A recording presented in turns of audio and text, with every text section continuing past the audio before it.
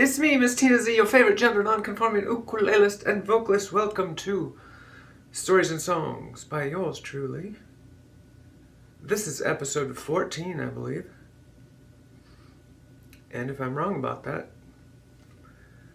full refund for being wrong. So, I tried this last time. I want to share this. I would like to share this to the Brown County Ukulele Festival page. I so far have not figured out how to share this, so if you know how to share it, hi Betty, yay! Hi Terry. If either of you know how to share this to that page, because I can't figure it out unless I go live, and once I go live, I can't be fiddling with it for an hour to try to figure it out. You know what I'm saying? This is it's first world problems. Yay! Well,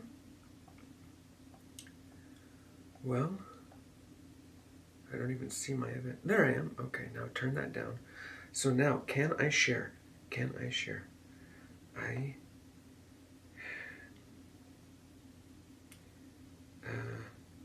Change, save, no. All right, to heck with it. I can't. I can't figure this out. Okay. Well, never mind that then. Hi, everybody. Hi, Jim. Jim's here. Okay, so, and I need to adjust this down. And I'm going to try to read what you guys are saying, but I don't have my glasses with me. It's good to see everybody. So, and I have a new do. Ta-da! Thank you to my very talented friend, Miss Sue, who I go to see every now and then to get this taken care of. And she did a phenomenal job, as she always does. Thank you, Sue. Mm-hmm. So today I'm going to talk about the Brown County Ukulele Festival, from which I just returned. Yay! Hi, Janelle. Hi, Judy. So I just returned from BCUF? Can we say that on TV? And I've been going back and forth. About what to do with this, how to talk about it. Because just like Memphis, it was significant in some of the same ways as Memphis was. And then a little bit differently. And I didn't know how seriously I wanted to get into all that. I do want to just play the set that I played the other night, in case you weren't there, or in case you were there and missed it. But so I wanted to talk about kind of the significance, and I don't know how serious I'm going to get into this. I had a conversation with Denise about keeping it real, keeping conversations real, and I like to do that here. I like to do that, well, whenever I can, and so I'm going to try to do this. So, it all started off, and I'm going to start chronologically, but I won't go through the whole weekend chronologically. So I'm going to start with landing in Indianapolis, and then I go across the street and down the escalators and stand in line for my rental car. And as I'm waiting, I'm supposed to meet up with Lita. And Lita and I are going to carpool down from Indianapolis together. And I was there physically, but I wasn't there mentally yet. And so there was this escalator that goes down to the car rental place. And I'm at the counter talking to the guy. And Lita was 10 minutes behind me. We landed very close together. And so I turned and I saw her coming down the escalators.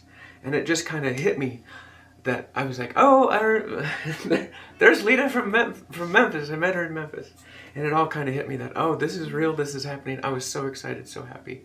That was the moment it dawned on me about how it's about to be all real. And so we had a lovely conversation on the way in, on the drive in. I dropped her off at the Brown County Inn. I think that's what it's called. Hotel, Inn, whatever. Where the festival happens. And I was I was supposed to stay at the Quality Inn. There were no rooms when I tried to book at the hotel, at the main hotel. And so I decided just to go in on a whim, because I know Pete had canceled his room earlier, either that day or the day before. And so I went in, and even though it had been sold out, I took a chance that there was a room. And yay, there was a room. And so the lady at the front said, yes. I said, do you have a room? And she said, yes, we have one room available. But I have to tell you, there's a ukulele festival happening. She tried to warn me away from it. And I said, great, I'll take the room. Okay, so I rent my room, bring my bags up, stash them, and then I turned right around and walked the hotel. The reason I walked the hotel is because, as a closeted transgender person, bathrooms control so much of your life that it's exhausting. But in Memphis, the convention center where we had the Memphis festival, they had a family bathroom, like all gender family bathroom. And so I was fine because I just used that, and I didn't have to. Because the issue is I'm presenting as a woman, but I obviously have this male body. Can't do much about that. And so if I go into the wrong one, if I go into one and someone doesn't like it, and then go into the other one, someone else won't like it, and it's exhausting, this bathroom situation. So that's what I did first, is kind of walk the floor, and I found out that they had just men's rooms and just women's room. They didn't have that I could see a family one. And so I made the mental note that I would be having to run to my room to tinkle and then run back to whatever was going on. And that had to happen a couple of times. Kirk's here, yay! Hi, Kirk. Lana's here, hello. But that kind of speaks to the overall issue of this, how important these sorts of things are to me. That I know I'm accepted, and I don't have to be looking over my shoulder a lot. Because in non-ukulele festival life, I have to, and it sucks. It's just tiring, and it sucks. It sucks that I have to begin with, but then that there's that reality that awful people are around and mean people are around, and my existence bothers them so much that they would want to hurt me. And so that's a bother. And so coming into Brown County, I was not, most of you know this, I was not supposed to be a presenter or an entertainment. I didn't have stage time. Didn't have any stage time. So I had one song prepared, and it kind of centered on the theme that I was just talking about how people are influenced by propaganda. And it is propaganda. It's anti-transgender propaganda. So listen, I no more want to hurt children than anybody wants to hurt children. And that's true for all transgender people. And it's true for all people. But for some reason, that became twisted that became this part of this evil propaganda, anti-transgender propaganda. And how you know propaganda is happening, very quickly, how you know propaganda is happening. If someone defines for you an enemy, someone tells you who your enemy is, and then tells you what their enemy is trying to do, they somehow have a magical power to get inside their enemy's head and tells you how the enemy is going to hurt you, and then asks you to cede power to them so they can fight your enemy for you. That is propaganda 101. That's how it's always been done. That's how it's being done today. That's how anti-transgender shit gets tossed around. That's what it is. Oh, you know what the transgender people are trying to do? Blah, blah, blah. And that's how it happens. And all they're after is power. They're just after, they just want you to cede any power you have to them. That's all it is. Don't fall for it. It's bullcrap. So anyway, that was the gist of my first song, or my only song that I was going to do. This was going to be open mic song.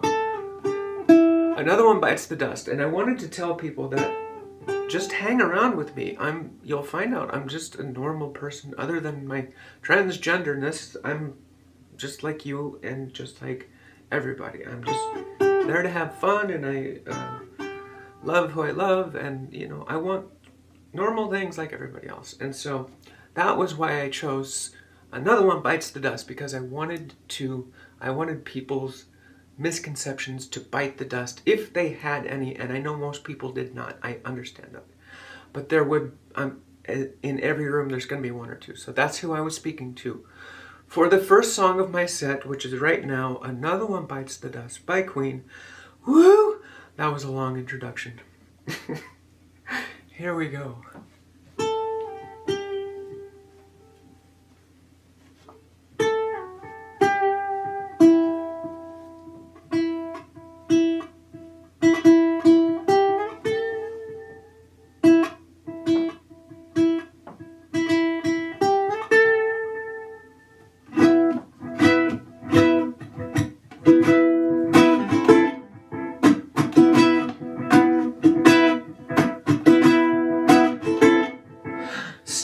Swirly down the street, brim pulled way down low. Ain't no sound but the sound of his feet. Machine guns ready to go. Are you ready? Are you ready for this? Are you hanging on the edge of your seat? Out of the doorway the bullets rip to the sound of the beat. Another one bites the dust. Another one bites the dust, and another one gone, another one gone, another one bites the dust. Hey, it's gonna get you too. Another one bites the dust.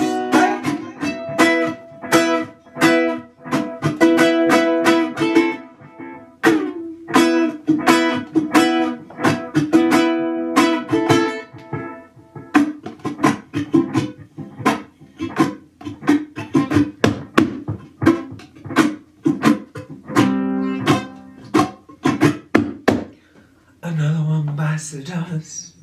Another one bites the dust. Another one bites the dust. Another one bites the dust. Yeah, yeah, yeah, yeah, yeah, yeah, yeah. Oh, shoot out. There are plenty of ways you can hurt a man. Bring him to the ground. You can beat him, you can cheat him, you can treat him bad. I'm ready for you, I'm standing up on your feet. I don't know when the bullets rip, repeating to the sound of the beat. Yeah!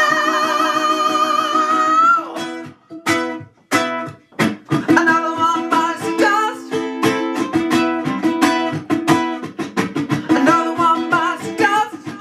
And another one gone, another one gone, another one bites the dust. Hey!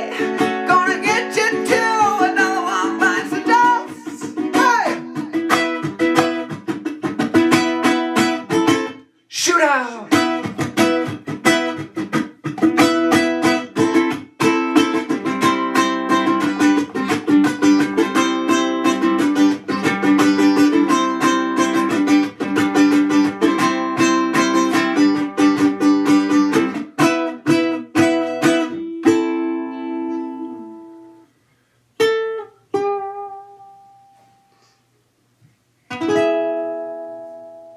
Yeah, there it is.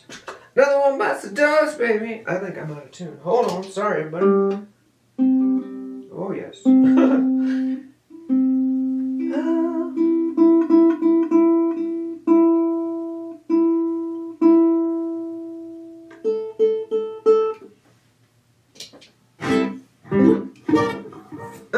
There we go. Hi, everybody. Did I say that? Yay! Good to see you. Good to see you.